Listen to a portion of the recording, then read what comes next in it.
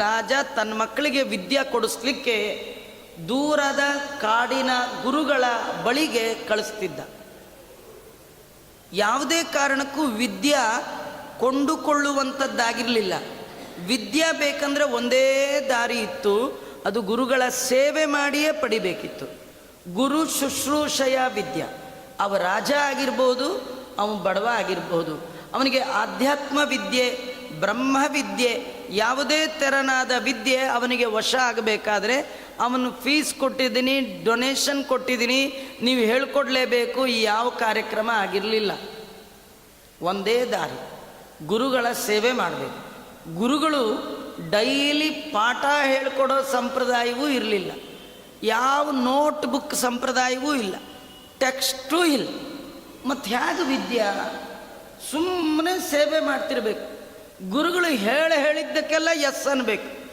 ಅವ್ರು ಏನು ಕೆಲಸ ಹೇಳಿದ್ರು ಹ್ಞೂ ಅಂತಿಲ್ಲ, ಒಂದೇ ಮಾತು ಗೊತ್ತಿರಬೇಕು, ಎಸ್ ಎಸ್ ಎಸ್.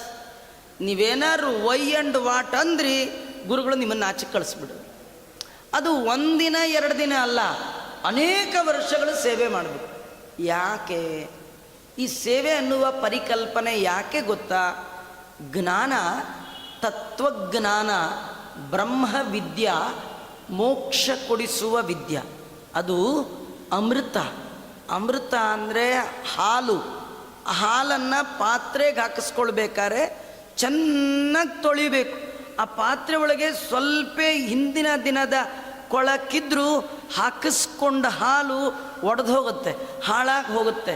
ಹಾಗೆ ಅಯೋಗ್ಯರಿಗೆ ಜ್ಞಾನವನ್ನು ಉಪದೇಶ ಮಾಡಿದ್ರೆ ಆ ಜ್ಞಾನ ಇಟ್ಕೊಂಡು ಜಗತ್ತಿಗೆ ಅನ್ಯಾಯ ಮಾಡ್ತಾರೆ ಅಂಥೇಳಿ ಆಗಿನ ಕಾಲದ ಋಷಿಗಳು ಮುನಿಗಳು ಆ ಬರುವ ವಿದ್ಯಾರ್ಥಿಯ ಮನಸ್ಸಿನ ಪಕ್ವತೆಗಾಗಿ ಇಷ್ಟೆಲ್ಲ ಪರಿಶ್ರಮ ಕೊಟ್ಟು ಪರೀಕ್ಷೆ ಮಾಡ್ತಿದ್ರು. ಎಲ್ಲ ಪರೀಕ್ಷೆಯಲ್ಲೂ ಗೆದ್ದು ತುಂಬ ಪಕ್ವ ಆಗಿದ್ದಾನೆ ಅಂದರೆ ಒಂದೇ ಸೆಕೆಂಡ್ಗೆ 18 ವಿದ್ಯೆಗಳನ್ನು ತಮ್ಮ ಶಕ್ತಿಯಿಂದ ಅವನ ತಲೆಗೆ ಟ್ರಾನ್ಸ್ಫರ್ ಮಾಡಿಬಿಡು. ಆಗಿನ ಕಾಲದ ಋಷಿಗಳ ವೈಭವ ಹೀಗಿತ್ತು.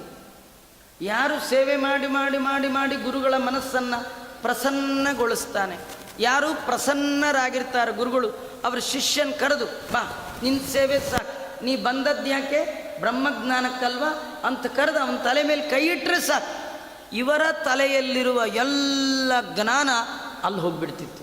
ಇವತ್ತೇನೋ ಬ್ಲೂಟೂತ್ ಆನ್ ಮಾಡಿ ಎಲ್ಲ ಟ್ರಾನ್ಸ್ಫರ್ ಮಾಡ್ಕೊಂಡ್ಬಿಡ್ತಿರಲ್ಲ, ಆಗಿನ ಕಾಲದ ಬ್ಲೂಟೂತ್ ಹೇಗಿತ್ತು ನೋಡಿ, ಡೌನ್ಲೋಡ್ ಮಾಡೋದು ಎಷ್ಟು ಮೆಥಡ್ ಇತ್ತು. ಆಗಿನ ಕಾಲದ ಅವರ ಮುಂದುವರಿದಕ್ಕೆ ಮುಂದೆ ನಮ್ಮದೇನಲ್ಲ, ಒಂದೇ ಸೆಕೆಂಡಲ್ಲಿ 18 ವಿದ್ಯೆಯನ್ನು ಅವ್ರಿಗೆ ಟ್ರಾನ್ಸ್ಫರ್ ಮಾಡಿಬಿಡೋದು.